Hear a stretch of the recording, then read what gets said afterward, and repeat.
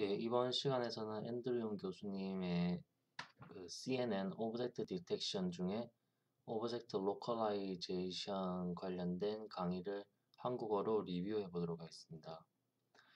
먼저 오브젝트 디텍션을 구성하기 위해서는 먼저 오브젝트 로컬라이제이션을 먼저 배워야 되는데요. 오브젝트 로컬라이제이션이 무엇을 의미하는지 먼저 알아보도록 하겠습니다. 예, 오브젝트 로컬라이제이션이 뭐냐면 먼저 앞서 이전에 이미지 클래시피케이션에 대해서 배웠는데요. 이미지 클래시피케이션은 여기 어떤 이미지가 있을 때 어떤 뭐 특정 알고리즘을 이용하여 이제 이 이미지에서는 자동차, 카라고 하는 것을 이제 분류해내는 게 이미지 클래시피케이션이라고 하였습니다. 그러면 이제 이미지 로컬라이제이션이라고 하는 것은 이제 클래시피케이션하고 같이 이루어지게 되는데요. 그래서 보통 classification with localization이라고 말합니다. 여기서 이미지 클래시피케이션에 그러면 이 이미지에서 car라고 이제 분류를 하게 되고 여기에 바운딩 박스를 통하여 오브젝트를 표시하는 것을 localization이라고 말합니다. 그래서 따라서 이렇게 이미지가 있을 때 이것은 카라고 분류하고 이렇게 바운딩 박스 치는 것까지 한다는 것을 말하게 됩니다. 그리고 다음으로는 이제 저희가 처음에 하려고 했던 디텍션인 무엇인지 알아보도록 하겠는데요. 앞에서 본 이제 클래시피케이션과 로컬라이제이션은 이렇게 각각 한 개의 오브젝트를 클래시피케이션하고 로컬라이제이션하는 알고리즘을 말합니다. 반면에 디텍션은 하나의 이미지에서 이렇게 여러 개의 오브젝트, 멀티 오브젝트를 클래시피케이션 및 로컬라이제이션을 하는 것을 말합니다. 그럼 이제 이번 강의에서는 최종 목표인 디텍션을 하기 전에 로컬라이제이션을 어떻게 하는지 알아보도록 하겠습니다. 이제 우리는 이미 이제 클래시피케이션 프로블럼은 앞에서 배운 것과 같이 익숙한 상태입니다.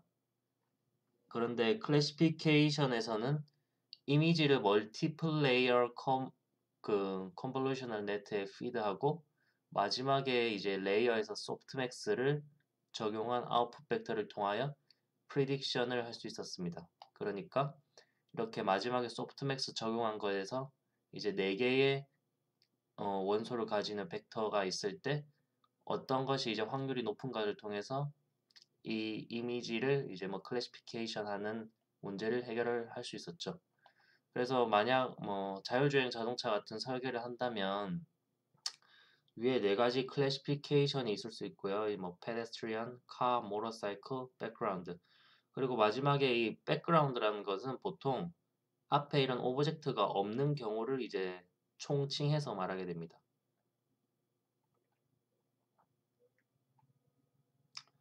그래서 클래시피케이션과 이제 로컬라이제이션을 할 때 이제 만약 클래시피케이션에 로컬라이제이션을 추가한다면 어떻게 되는지 한번 알아보도록 하겠습니다. 로컬라이제이션을 하려면 먼저 뉴럴 네트워크의 최종 구조를 바꿀 필요가 있습니다.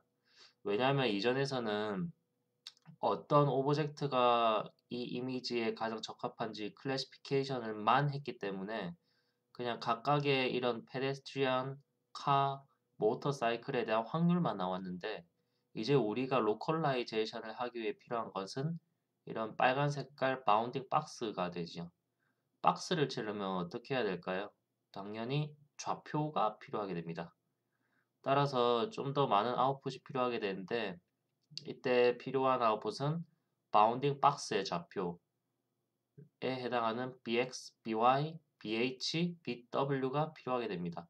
따라서 이 4개의 좌표는 이 4개의 좌표를 이용하여 이제 디텍트된 물체의 바운딩 박스를 하게 되고 최종적으로는 앞에 이 오브젝트에 대한 확률과 그리고 바운딩 박스에 관한 좌표 이 모든 것을 아웃풋 벡터에 출력하도록 하는 것이 로컬라이제이션의 핵심입니다. 그러면 좌표를 표현하려면 일단 좌표의 기준을 어떻게 설정하는지가 먼저 중요하게 되죠. 그래서 좌측 상단을 이제 0,0으로 하고 우측 하단을 1,1로 표현을 하게 됩니다. 네. 그리고 이제 앞에서 설명드린 이제 바운딩 박스인 BX, 바운딩 박스 좌표인 BX, BY, BH, BW는 위의 이미지를 기준으로 볼 때 빨간색 바운딩 박스를 나타내고 여기서 by, bx는 바운딩 박스의 중점을 나타냅니다. 여기 이 바운딩 박스 이미지의 중점을 이제 bx와 by를 통해서 나타내고요. 여기서 bh는 height, 높이를 나타내고 bw는 width, 이 로컬라이제이션의 가로를 나타냅니다. 너비를 나타냅니다. 뭐 이렇게 바운딩 박스를 표현하는 방식은 사실 꼭 이런 방식만 있는 건 아닌데 여기 앤드류 교수님 강의에서는 이와 같은 방식으로 나타내었습니다. 따라서 뉴럴 네트워크의 트레이닝 셋과 클래스 레이블을 통하여 레이블뿐만 아니라 이제 이렇게 바운딩 박스 좌표 4개를 트레이닝 시 받는다면 이제 뭐 CNN 같은 슈퍼바이즈드 러닝 알고리즘을 통해서 클래시피케이션과 로컬라이제이션을 수행할 수 있습니다. 예를 들어서 이 바운딩 박스가 어떻게 표현되는지를 보면 여기 바운딩 박스는 이렇게 뭐 예를 들어서 0.5, 0.7, 0.3, 0.4 정도로 표현할 수 있는데 뭐 그 이유는 보면 여기가 0, 왼쪽 상단이 0,0이고 우측 하단이 1,1이니 이렇게 기준으로 봤을 때 이제 뭐 x 좌표 같은 경우에는 뭐 가운데 정도 걸쳐 있고요. 이제 y 좌표 같은 거는 이렇게 점점 내려와서 반보다 더 아래로 내려갔으니 0.7로 표현할 수 있고 그리고 뭐 높이 같은 것도 뭐 추정해서 뭐 0.3, 0.4 이 정도로 표현할 수 있고 여기서의 핵심은 이렇게 봤을 때 bx, by는 항상 0과 1 사이의 값이어야 되겠지요. 왜냐면 이 좌표의 맥스 값이 1이고 좌표의 민 값이 0이기 때문에 그렇게 표현을 돼야 됩니다.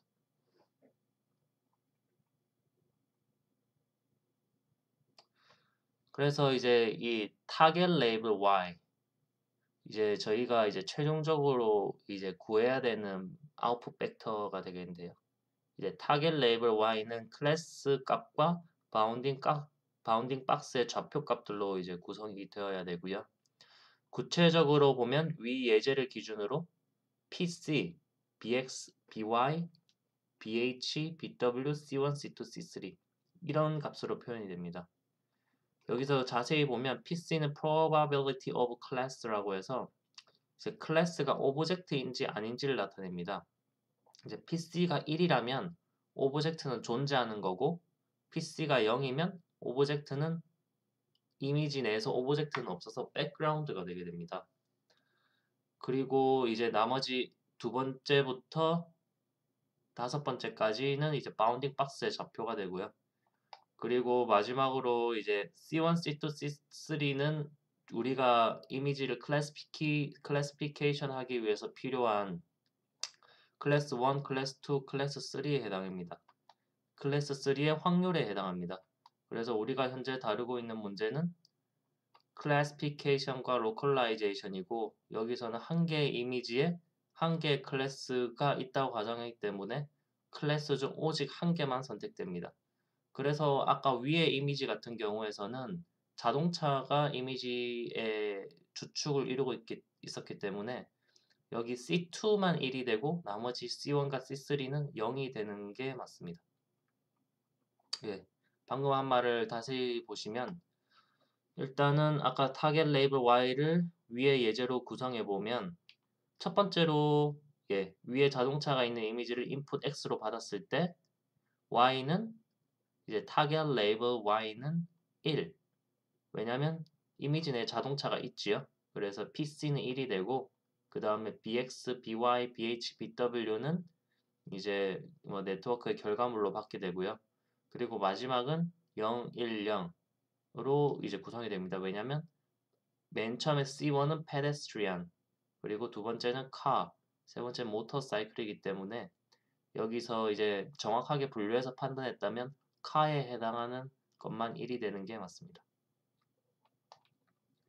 이제 두 번째 이미지 같은 경우를 input x로 받았을 때는 저희가 이제 분류하는 pedestrian, car, motorcycle 오브젝트가 전혀 없으니 이제 background라고 추정하게 됩니다. background라고 추정하게 될 때는 PC의 값이 0이 되게 되고 나머지 아래 PC의 값이 0이 된 경우에는 나머지 아래 값은 어떤 값이 되어도 의미가 없기 때문에 상관이 없습니다. 뭐 의미가 없는 거게 됐지요. 그래서 위와 같은 방법으로 이제 트레이닝 셋을 구성하고 이제 최종적으로 타겟 레이블 Y를 이제 얻게 되게 됩니다. 이제 이렇게 얻었을 때 마지막으로 로스 펑션을 어떻게 적용을 하는지 알아보겠습니다. 뭐 예를 들어서 저희가 쓸 수 있는 방법은 뭐 많겠지만 뭐 편안하게 스퀘어드 에러를 한번 이용해 보도록 하겠고요. 여기서 y와 y 해시 있을 때 로스 펑션에 적용하는 y와 y 해시 있을 때 이제 앞에서 배운 바와 같이 스퀘어드 에러를 이용하여 전체 로스를 구할 수 있습니다. 이때 로스를 구하는 방식이 PC 값에 따라 이제 다르게 된대요. 먼저 뭐 PC는 레이블 Y에서 첫 번째 원소이기 때문에 Y1이라고 이제 표현해 보면 Y1은 1일 때, 즉 PC 값이 1인 것으로 오브젝트가 있는 케이스가 되겠지요. 그래서 Y는 1일 때는 모든 원소 즉 Y1에서 Y8까지는 스퀘어드 에러를 구하게 됩니다. 즉 여기 있는 모든 값들이 의미가 있는 값들이기 때문에 이 모든 값들 Y1부터 전체까지를 전부 다 스퀘어드 에러를 구해서 이제 로스 펑션에 적용하게 되고요. 두 번째 Y1은 0일 때 Y1은 0일 때는 백그라운드에 해당되겠죠. 이때는 Y1 값만 필요하므로 오직 Y1 원소에 한해서만 스퀘어드 에러를 구하면 됩니다. 이제 뭐 실제 사용할 때는 뭐 로스 펑션으로 이제 크로스 엔트로피 같은 로그라이크 피처를 사용해도 되고요. 뭐 실제로 스퀘어드 에러를 해도 같은 역할을 하기 때문에 사용해도 무방합니다. 그리고 이제 PC에만 구하는 경우 같은 경우에는 사실 PC의 값이 0과 1밖에 없죠. 이럴 때는 저희가 처음에 배웠을 때 뭐 로지스틱 리그레션을 구해서 뭐 0과 1을 예측하는 것을 배웠었는데 그 알고리즘을 사용하여도 무방합니다. 예, 여기까지가 이제 27번째 오브젝트 디텍션의 오브젝트 로컬라이제이션에 대한 강의 내용이었고요.